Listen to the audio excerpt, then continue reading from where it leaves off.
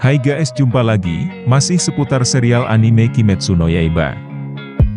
Semoga kalian semua sehat dan bahagia selalu. Dan harapan Mimin, semoga channel ini terus berkembang, dan makin maju untuk kedepannya. Amin. Langsung aja kita eksekusi guys. Kali ini kita akan membahas rangkuman kisah hidup dua karakter sekaligus, yaitu pengguna pertama teknik pernapasan matahari, Yoriichi Sugikuni dan iblis bulan pertama, Kokushibu. Kisah ini bermula beberapa ratus tahun sebelum Tanjiro lahir. Yoriichi Sugikuni merupakan adik dari Kokushibu, di mana sebelum menjadi iblis, Kokushibu ini bernama Michikatsu Sugikuni.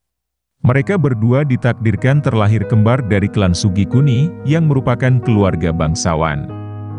Pada masa itu, kelahiran anak kembar dianggap pertanda buruk, karena kelak akan menimbulkan konflik pewarisan tahta. Karena itu salah satu dari anak kembar itu harus disingkirkan atau dibunuh. Yoriichi sendiri terlahir memiliki tanda di wajah, yang mana hal ini menjadi penyebab dirinya lah yang harus disingkirkan oleh ayahnya. Tapi keputusan ini ditentang keras oleh ibu mereka hingga sang ayah pun merubah keputusannya dengan syarat, di usia 10 tahun, Yoriichi harus diasingkan ke kuil untuk menjadi seorang biksu. Sejak saat itu Yoriichi tumbuh dengan perlakuan yang berbeda dengan saudara kembarnya, di mana Yoriichi mendapat perlakuan yang tidak adil, di mana dia tidak berhak mendapatkan fasilitas yang sama dengan Michikatsu.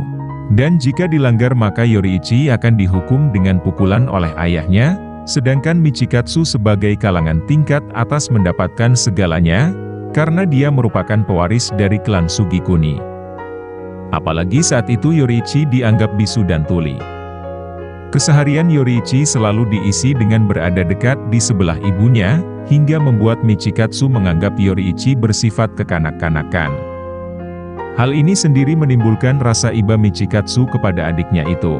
Hingga suatu hari Michikatsu secara diam-diam agar tidak diketahui oleh ayah mereka, memberikan sebuah seruling buatan tangannya sendiri kepada Yoriichi. Mendapatkan hadiah dari kakaknya itu, membuat hati Yoriichi sangat bahagia, dan dia berjanji di dalam hatinya untuk selalu menyimpan dan menjaga seruling pemberian Michikatsu tersebut. Suatu hari, saat usia Yoriichi 7 tahun, dia melihat kakaknya berlatih kendo, dan setelah melihat latihan kakaknya itu, dia mengatakan keinginannya untuk menjadi samurai yang terhebat nomor 2 setelah kakaknya. Michikatsu yang mendengar ucapan adiknya itu menjadi sangat terkejut, sehingga pedang di tangannya terlepas. Hal ini dikarenakan untuk pertama kalinya Michikatsu menyadari adiknya itu bisa berbicara, setelah selama ini menganggap bahwa adiknya itu bisu. Beberapa hari berikutnya Yoriichi kembali menonton kakaknya berlatih. Melihat hal itu guru Michikatsu kemudian berniat buruk dengan berpura-pura mengajak Yoriichi untuk berlatih pedang dengannya, setelah hanya memberi pelajaran singkat cara memegang pedang. Saat itulah awal mula Yoriichi menggunakan teknik pernapasan, dan secara singkat mengalahkan dan membuat pingsan guru tersebut. Hal ini membuat Michikatsu sangat terkejut untuk kedua kalinya. Karena setelah dirinya berlatih selama ini, tidak pernah sekalipun dia bisa mendaratkan pukulan kepada gurunya itu, apalagi sampai mengalahkannya. Yoriichi sendiri setelah kejadian tersebut, justru tidak ingin lagi berlatih pedang, karena dia tidak ingin memukul apalagi menyakiti orang lain. Yoriichi juga berkata, daripada membahas tentang berlatih pedang, lebih baik jika mereka membahas tentang permainan, dan dia berharap bisa keluar bermain layang-layang dengan kakaknya tersebut. Tapi Michikatsu yang penasaran dengan kemampuan adiknya tersebut, justru mendekati Yoriichi. Michikatsu mendesak adiknya itu untuk menjelaskan bagaimana cara Yoriichi mengalahkan gurunya tersebut, hingga meskipun enggan Yoriichi akhirnya menjawab, bahwa dia mampu melihat secara transparan tubuh, dan pergerakan otot lawannya tersebut saat akan menyerang. Meski sempat kebingungan, akhirnya Michikatsu menyadari bahwa adiknya tersebut memiliki kemampuan spesial, jauh melebihi dirinya, dan saat itulah merupakan awal benih kebencian dan iri hati mulai tumbuh di hati Michikatsu terhadap adiknya, Yoriichi. Di malam harinya Michikatsu tidak habis pikir, kenapa harus adiknya yang manja, kekanak-kanakan dan tidak suka kekerasan, memiliki kemampuan bertarung yang luar biasa dibanding dirinya. Di tengah lamunannya tiba-tiba Yoriichi mendatangi kamar dan ingin berbicara dengannya secara pribadi. Di pembicaraan tersebut Yoriichi menyampaikan bahwa ibu mereka telah meninggal, dan juga dia ingin berpamitan kepada kakaknya tersebut. Yoriichi mengatakan dia memilih untuk berkelana seorang diri, daripada dikirim ke kuil untuk menjadi biksu. Kemudian setelah itu Yoriichi membungkuk di depan kakaknya, dan dengan wajah tersenyum dia pergi tanpa membawa apapun, kecuali pakaian, yang melekat di tubuhnya. Setelah kepergian adiknya tersebut, Michikatsu menemukan buku catatan sang ibu, yang berisi fakta bahwa Yoriichi pergi dari rumah karena tidak ingin menggantikan posisinya sebagai pewaris tahta, dan juga fakta lain bahwa selama ini ibu mereka memiliki penyakit, yang mengakibatkan kelumpuhan di sisi kiri tubuhnya. Michikatsu akhirnya menyadari bahwa selama ini adiknya selalu menempel di samping ibunya dikarenakan untuk menopang tubuh ibu mereka.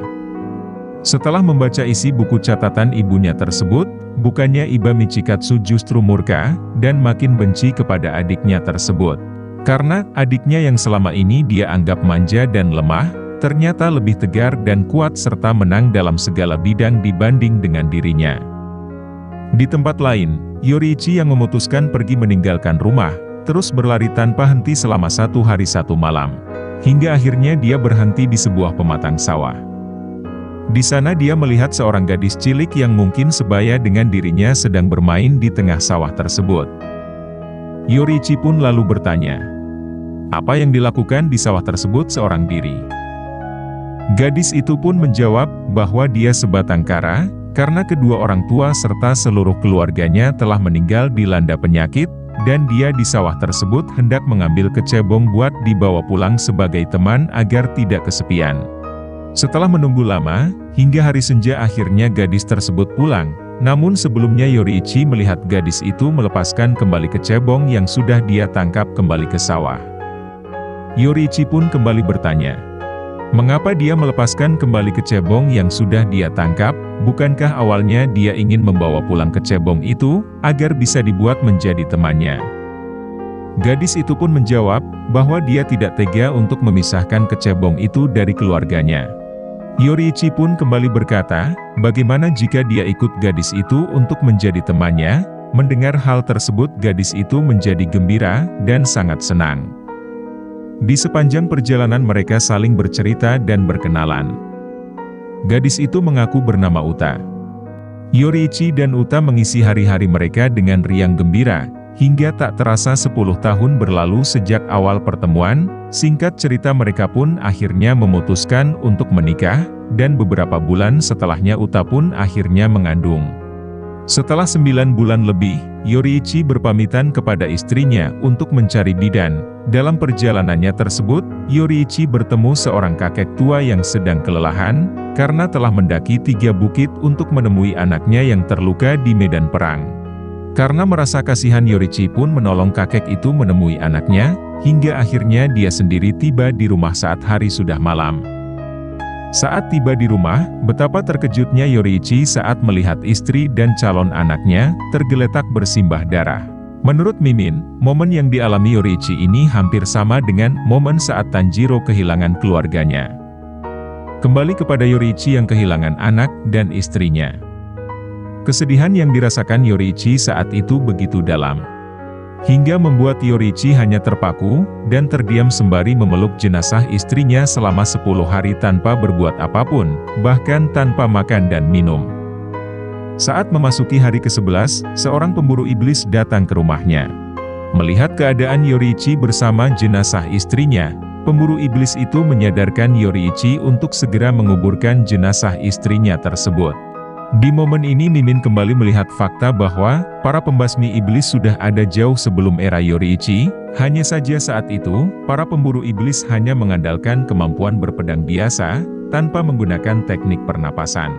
Dan untuk informasi, pemburu iblis yang datang saat itu, kemungkinan adalah leluhur dari Rengoku Kyojiro, karena memiliki penampilan yang serupa dengan Kyojiro.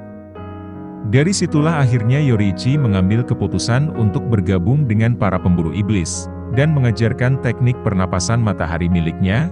Namun karena sulit, para pemburu iblis tersebut justru menciptakan aneka teknik pernapasan yang baru. Setelah mampu mempelajari teknik pernapasan, kemampuan para pembasmi iblis meningkat drastis, kadar kematian para iblis pun meningkat.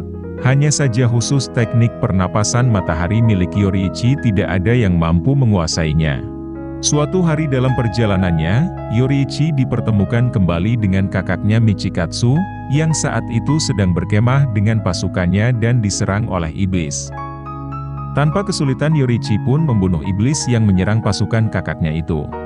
Setelah membunuh iblis tersebut, Yoruichi meminta maaf karena datang terlambat hingga banyak korban dari pasukan kakaknya, namun Michikatsu tidak mendengarkan ucapan adiknya tersebut, karena dia lebih terkejut melihat kemampuan adiknya tersebut. Dari terakhir dia bertemu dengan adiknya, di mana Yoruichi dengan sangat mudahnya mampu membunuh iblis yang menyerangnya. Michikatsu yang melihat hal itu justru makin iri, dan bertekad untuk menjadi lebih kuat dengan memutuskan untuk menjadi pemburu iblis. Bahkan Michikatsu rela meninggalkan anak istrinya, namun meski berlatih dengan keras, Michikatsu hanya mampu menciptakan teknik pernapasan bulan, yang masih berada satu tingkat di bawah teknik pernapasan matahari milik Yoruichi. Michikatsu juga menyadari bahwa setiap pembasmi iblis yang berhasil melewati batas kemampuan dari teknik pernapasan, akan muncul tanda di wajah mereka, dan mendapatkan kekuatan yang luar biasa dari hal tersebut, namun juga dibarengi konsekuensi, yaitu mereka hanya mampu bertahan hidup hingga usia 25 tahun, sedangkan Michikatsu masih ingin terus berlatih untuk menjadi lebih kuat dan melampaui adiknya Yoruichi, hingga akhirnya suatu hari Michikatsu bertemu Raja Iblis pertama, Kibutsuji Muzan. Dari pertemuan itu Muzan menawarkan keabadian kepada Michikatsu, agar bisa terus berlatih untuk menjadi lebih kuat dengan jalan menjadi iblis. Michikatsu pun setuju dan jadilah dia iblis bulan pertama, dengan nama Kokushibo. Di waktu dan tempat yang berbeda, Yoruichi pun bertemu dengan Muzan, yang saat itu bersama dengan iblis wanita bernama Tamayo. Singkat cerita akhirnya mereka pun bertarung. Muzan yang merupakan Raja Iblis tentu saja memiliki kemampuan bertarung yang sangat kuat, namun meski demikian dia tidak mampu mengalahkan, apalagi melukai Yoruichi pun dia tidak mampu. Bahkan ketika Yoruichi menyempurnakan teknik ke-13 pernapasan matahari miliknya, Muzan dibuat terluka parah, karena kemampuan regenerasi iblisnya tidak bekerja.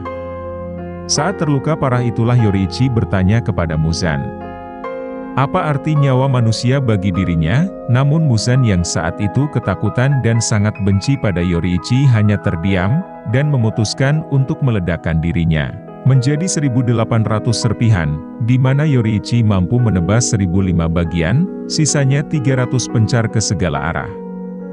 Untuk informasi, dari setiap bagian tubuhnya ini Muzan memiliki nyawa masing-masing. Di saat itulah Tamayo iblis wanita yang bersama Muzan menjadi sadar, dan mengutarakan kekecewaannya pada Yoruichi, karena tidak langsung membunuh Muzan, yang berarti bahwa Muzan masih hidup dan akan selalu menebar teror sebagai iblis. Yoruichi yang mendengarnya pun kemudian membuat kesepakatan dengan Tamayo untuk membantunya dalam membasmi Muzan dan antek-antek iblisnya di kemudian hari, karena selama Yoruichi masih hidup, Muzan tidak akan pernah berani muncul lagi. Tak lama setelah itu para pembasmi iblis yang lain muncul, dan mengabarkan bahwa saudara kembar Yoruichi telah berkhianat, dan telah berubah menjadi iblis. Para pemburu iblis yang lain tersebut kemudian menyalahkan Yoruichi karena hal tersebut, juga karena gagal membunuh Muzan, serta melepaskan Tamayo. Lepas kejadian tersebut Yoruichi pun memutuskan keluar dari kelompok pemburu iblis tersebut, dan berkelana seorang diri sambil tetap memburu iblis. Dalam petualangannya itu Yoruichi akhirnya bertemu dengan seseorang bernama Sumiyoshi, yang merupakan leluhur Tanjiro. Yoruichi pun bersahabat dengan Sumiyoshi, dan memberikan anting-anting serta mengajarkan teknik pernapasan matahari miliknya kepada Sumiyoshi, yang mana di masa depan akan lebih dikenal dengan nama tarian Dewa Matahari. Saat itu Sumiyoshi mampu menguasai teknik pernapasan matahari secara sempurna. Setelah meninggalkan warisannya tersebut kepada Sumiyoshi, Yoruichi pun pamit pergi melanjutkan petualangannya. Hingga suatu hari, saat usia Yoruichi 80 tahun, Yoriichi kembali bertemu dengan kakaknya Michikatsu yang telah berubah menjadi iblis dan bernama Kokushibo. Saat itu Yoriichi benar-benar bersedih melihat keadaan kakaknya itu. Sedangkan Kokushibo sendiri juga sangat terkejut, juga heran karena adiknya, meski tua renta, tapi masih hidup di usia 80 tahun, padahal para pemburu iblis lainnya yang telah memiliki tanda hanya mampu hidup hingga usia 25 tahun. Saat itulah momen pertama kali mereka harus saling berhadapan sebagai musuh. Detik itu pula mereka pun bertarung, namun dalam satu kali serangan, Yoriichi langsung mampu menebas leher Kokushibo, meskipun tidak sampai putus, sedangkan Kokushibo sendiri akhirnya menyadari, meskipun dia bertambah kuat dengan menjadi iblis, namun, dia tetap tidak bisa mengalahkan adiknya, bahkan jika Yoriichi kembali menyerangnya saat itu, dia tidak akan mampu menghindar. Namun setelah lama ditunggu serangan tersebut tidak kunjung datang, Kokushibo akhirnya menyadari bahwa saat itu adiknya telah wafat dalam kondisi berdiri karena usia tua. Melihat hal tersebut Kokushibo makin benci dan marah, kemudian melampiaskan kemarahannya dengan menebas tubuh adiknya menjadi dua. Di saat bersamaan pula dari tubuh adiknya itu terjatuh seruling, buatan tangannya yang telah dihadiahkan saat usia mereka masih anak-anak.